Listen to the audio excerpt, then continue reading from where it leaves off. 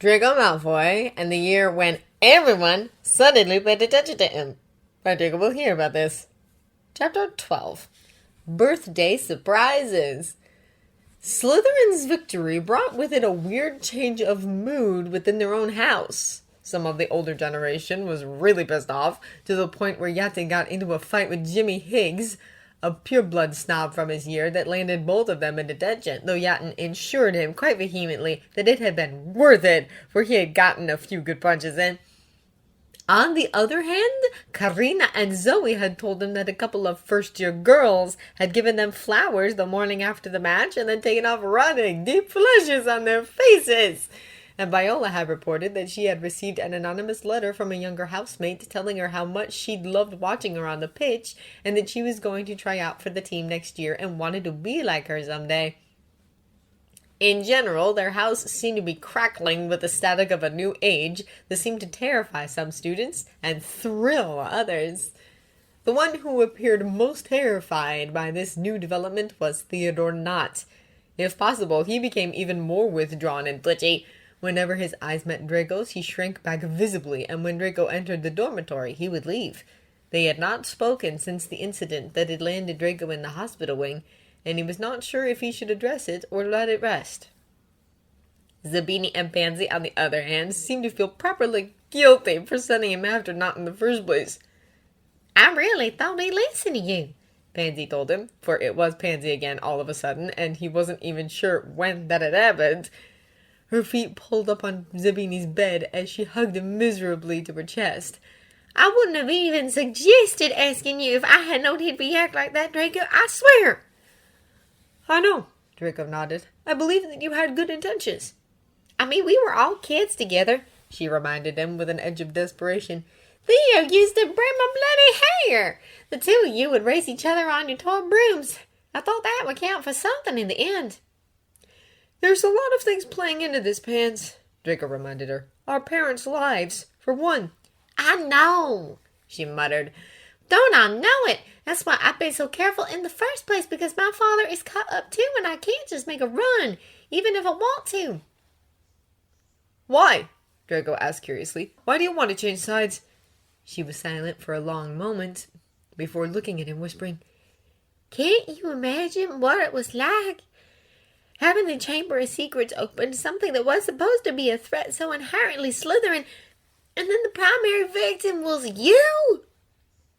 "I wasn't a victim," Draco said automatically.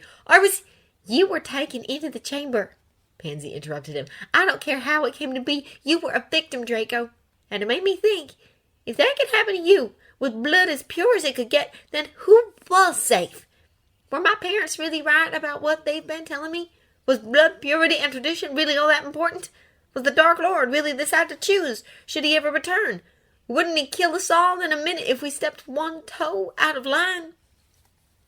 Draco didn't answer. He didn't need to. The answer was painfully obvious. "Place's family was always neutral," Pansy sighed, glancing at Zabini next to her. "He's been helping me navigate this, keeping up a facade while simultaneously not getting in too deep. It's been tiresome, and I know I can't keep it up forever. I have to make the jump at some point. But for that, I need you to keep doing what you're doing, Draco.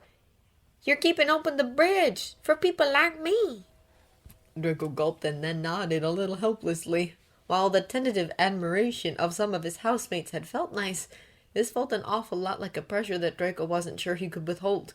"Okay, there's no pressure on you at all," Harry muttered as Draco confided this very fear to him, pulling Draco more firmly into his side and caressing the back of his neck with sure but gentle fingers. Draco sighed and pressed his face into Harry's throat, relaxing further into him. "You just need to be yourself. That's how you started inspiring them, and that's how you'll continue to do it. End of story." "That's not what it sounds like when they talk about it," Draco whispered. "It's like I'm some kind of ambassador. But Harry, we both know I'm way too messed up for that." "And I'm not too messed up to be the savior of the wizarding world," Harry countered, smiling now. "No," Draco argued petulantly. "You keep a cool head in dangerous situations. You are the type of person to finish off a supervillain, as much as I hate the fact that you need to put yourself in such danger. I, on the other hand, am a mess. I panic when things start spiraling out of control. I make bad decisions. Look at the diary. Draco, Harry groaned. You were 12 years old, for Merlin's sake. Stop beating yourself up over something you couldn't even control. He held into press a gentle kiss to the top of his head, lingering before he continued in a more subdued voice. And it's not true that I always keep a clear head in difficult situations. What about Sirius? You were the voice of reason there. I should have listened to you, and I didn't. Draco gulped, unsure about the answer. They never crossed the topic of Sirius's death, especially in terms of blame. We're both human, Draco, Harry continued, not waiting for an answer. We make choices we wished we could take back, and we make some that inspire others without even intending to. You didn't choose to be some kind of backwards, pure-blood Slytherin figurehead, and I didn't choose to be the chosen one, but that's what we are. And now we need to make the best of it. I don't know how you do it, Draco confessed in the relative security of Harry's embrace. Neither do I, Harry shrugged, kissing the top of his head. We'll just have to try. But you're not alone. We have each other.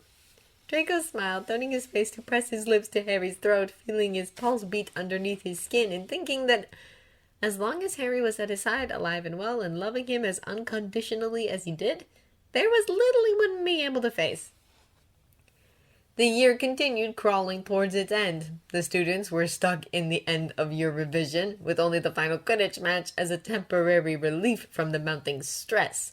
Despite Slytherin having won Now's Cup, the second position was still up for combat, and Harry was determined to not give it away to Ravenclaw. He would talk strategies at Draco whenever they had a minute to spare, trying to tickle advice out of his boyfriend, seeing that he had been previously victorious against the team he would be playing, and Draco indulged him, highly amused by the other boys' antics. Really, all you need to do is keep a cool head around your ex, and you've got this. Draco rolled his eyes, but there must have been something in the tone of his voice, because Harry frowned at him, and in the next moment he had pulled him into a possessive kiss. The only one who can put me off my game these days is a certain blonde git, he muttered against his lips, grinning when Draco huffed out a breathy laugh.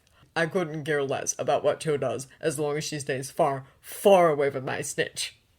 Well then, Draco shrugged, trying hard not to smile too brightly, I don't need to check my tea leaves to predict a good victory from Gryffindor. He had been more than right in the end. Gryffindor's victory was solid, and Harry's catch of the snake spectacular, and through all his time shared on the pitch with Chang, he did not grant her more than a cursory glance. When he had secured his victory, though, he immediately sought out Draco's eyes in the crowd, even before he was swallowed in a celebratory huddle by his teammates, and it told Draco all about his current priorities. Funny how times changed. You two are really disgusting, Ryan grinned, though he too was sporting a Gryffindor scarf next to him. Shut up, Draco snorted. I think it's rather sweet, Luna noted from 2 seats next to him, only separated through Eureka. Harry gravitates towards him like a expert towards unprotected minds. Draco blinked. Thank you? You're welcome. She smiled, and Eureka bit down on a grin. Draco had not missed that the two of them were holding hands. He had been both surprised and not surprised at all. You know, Hermione said conversationally, her smug tone breaking him out of his thoughts, I remember a time not too long ago when you were so fixated on beating Cho Chang on the Quidditch pitch that you almost cried in your hospital bed. I did not! Draco called, scandalized, and Ryan laughed loudly. And now look at you, Hermione grinned. Harry is obsessed with you. He won't stop snugging you all over the castle, much to our despair. You beat her at Quidditch, and you even won the cup. Fine, say it, Draco rolled his eyes. Say what? She asked innocently.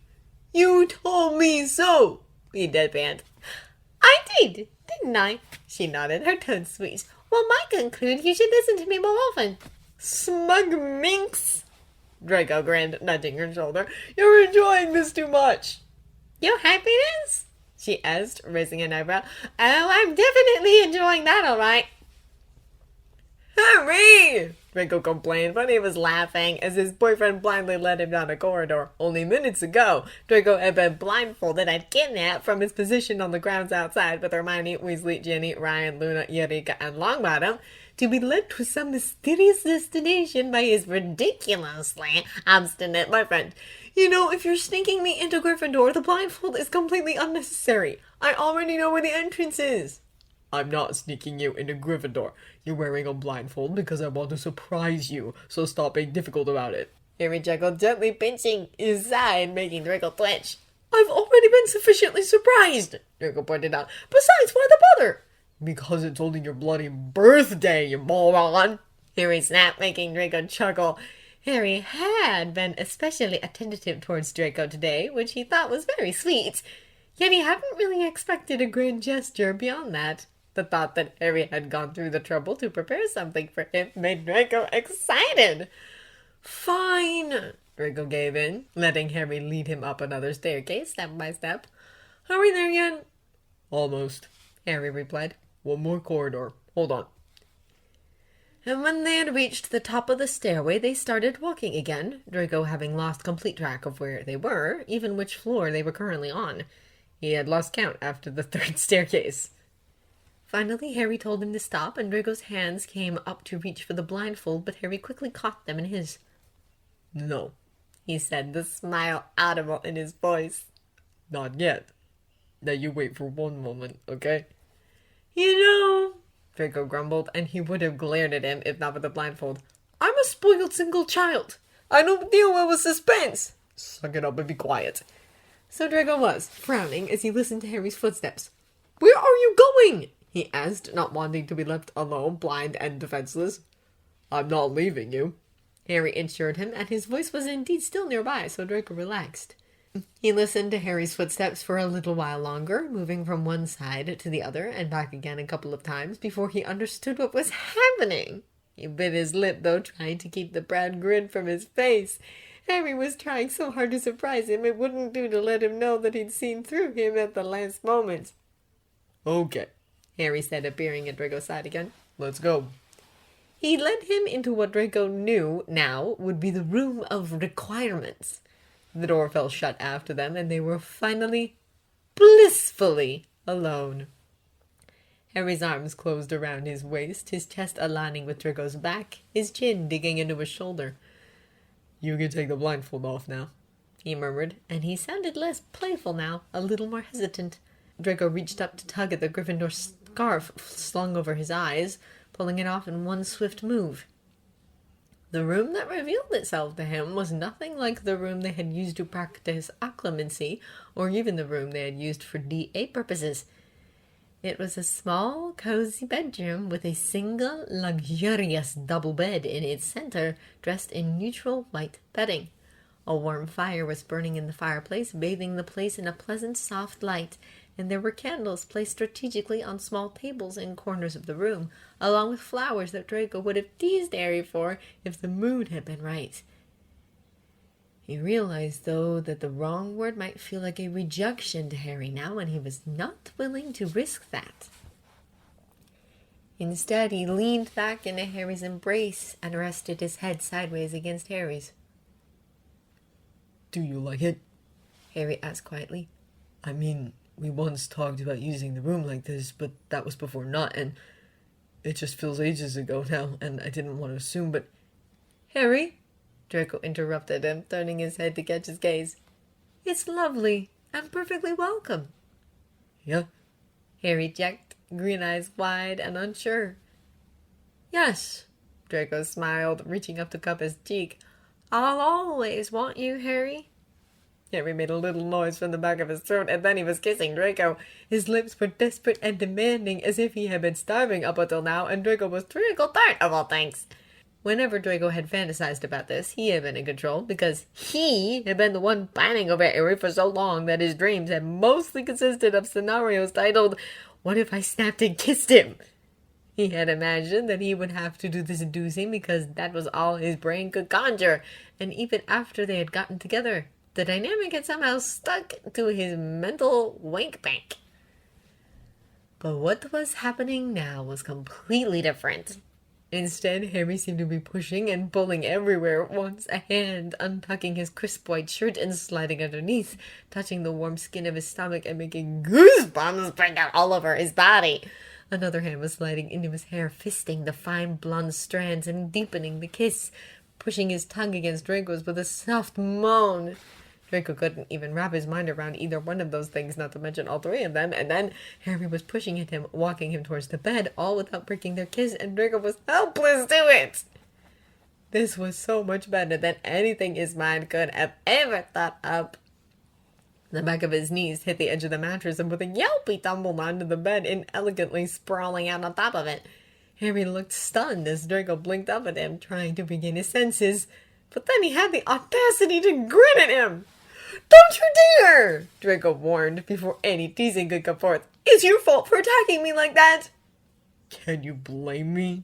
Harry shrugged, very obviously letting his gaze move up and down the length of his body. God, Draco! I've been waiting to touch you for the better part of a year. Draco took a shaky breath, an involuntary shimmer running through his body. He felt himself harden both at Harry's words and at the intensity of his gaze, a knowledge of Harry's desire like a hand around him. "Come here, then," Draco muttered. "What are you waiting for?" The following scene is adult content and as such not suitable for this channel. However, I will be recording it and making it available to members.